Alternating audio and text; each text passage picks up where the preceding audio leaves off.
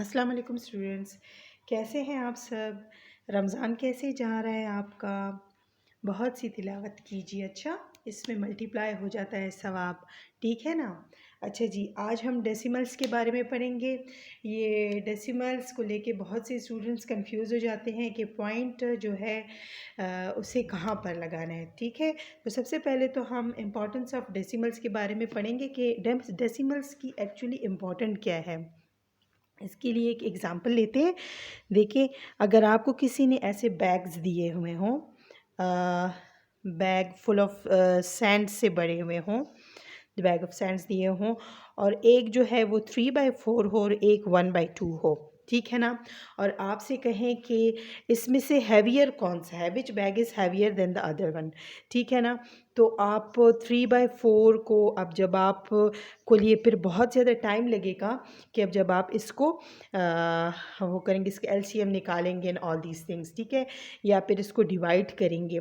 लेकिन अगर आपको कोई कहे कि 0.75 ग्राम इस बैग का वेट है, सैंड इसमें है इतना, और इस बैग का वेट जो है वो 0.5 ग्राम है, ठीक है ना? जो तकरीबन इसी के बराबर है, ठीक है? जो इसी के बराबर है।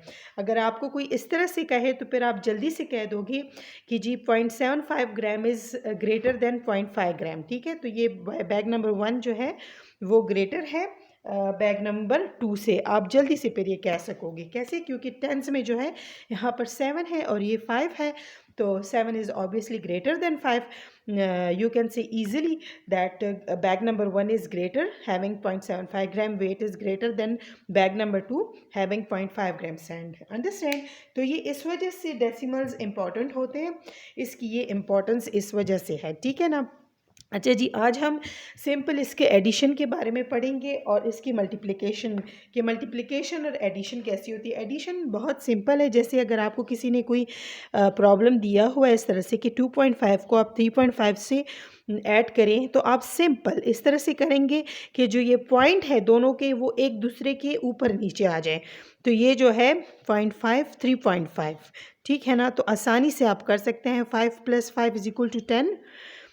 3, 1 should be carried, then 2 + 1 3 + 3 = 6. तो ये आपका जी आ गया आसानी से, ठीक है ना? पॉइंट में इसमें कोई इस तरह से कोई लॉजिक नहीं है। पॉइंट जो है बस एक दूसरे के ऊपर नीचे आएंगे तो आंसर में भी नेचुरली वो नीचे आ जाएगा आपके। अंडरस्टैंड? चलिए जी, अगर आपको कोई इस तरह से कहे कि 3.757 को प्लस करें 2.5 से, तो वो आप किस तरह से करेंगे? 2.5 प्लस यही 3.57, इस तरह से फिर आप लिखोगे, ठीक है ना? ऊपर कुछ नहीं है तो ज़ीरो लगा देंगे। 0 + 7 = 7, 5 + 5 = 10, 1 should be carried, then it is like this, 6.07 इसका आंसर आ जाएगा। वो पॉइंट इसी तरह से आप इनके बिल्कुल ऊपर नीचे है तो फिर आंसर में भी इस तरह से आप नीचे लगा दोगे। अंडरस्टैंड? अच्छा जी, ये आपका एडिशन हो गया। अब आते हैं मल्टीप्लिकेशन की तरफ। मल्टीप्लिकेशन में किस तरह से है? अगर आपको कोई कहे कि 2.5 को आप मल्टीप्लाई करें 7 के साथ, 2.5 को सॉरी 2.5 को मैं मल्टीप्लाई करती हूँ 7 के साथ। 7 5 ज़र 35, 7 2 ज़र 14, 14 + 15 16 17। तो ये जो 175, आपने पहले में जो डेसिमल है पॉइंट है उसको बिल्कुल इग्नोर करना है। सबसे पहले आपने क्या करना है, बस आपने अपना मल्टीप्लिकेशन पर कंसंट्रेट करना है, ठीक है ना? अच्छा, we got 175 answer from 25 × 7. So अब now we have to put this decimal in the answer. How we put, like आप जो आपने अब ये देखना है कि from the left side how many numbers decimal comes from how many numbers, ठीक है ना? फ्रॉम लेफ्ट साइड से कितने नंबर्स के बाद जो है वो डेसिमल आता है। तो जी सिर्फ एक नंबर के बाद ये जो है डेसिमल आता है, और यहाँ पर तो डेसिमल है ही नहीं दूसरे में, तो एक नंबर के बाद आते हैं। तो इधर भी लेफ़्ट साइड से हम एक नंबर के बाद हम डेसिमल लगाएंगे, तो ये हमारा आ जाएगा आंसर 17.5। अंडरस्टैंड? अच्छा जी, अब ज़रा इसको 2 2 3 3 डिजिट्स में करते हैं कि वो किस तरह से होगा। अब 75.6 को हम मल्टीप्लाई करते हैं 2.5 से। अच्छा जी, सबसे पहले मैंने आपसे कहा कि पॉइंट्स को बिल्कुल इग्नोर करते। Whenever you want to multiply the decimal numbers को जब हम करते हैं तो उसको मल्टीप्लाई करते हैं, you have to ignore these points, ठीक है ना। सबसे पहले आपने सिंपल मल्टीप्लिकेशन जिस तरह आप करते हो उस तरह करेंगे।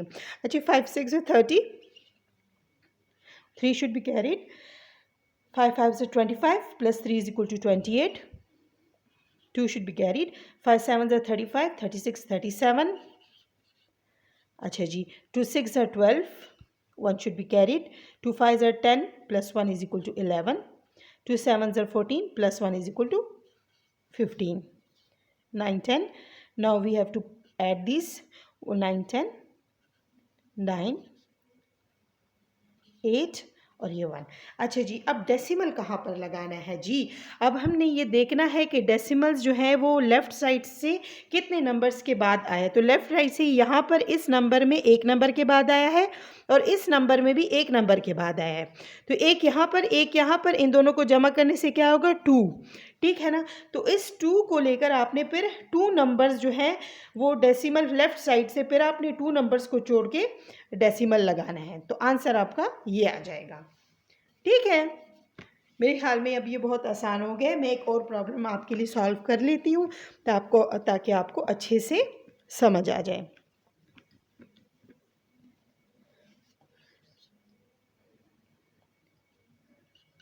Five 1 multiply 25.1। अच्छा जी,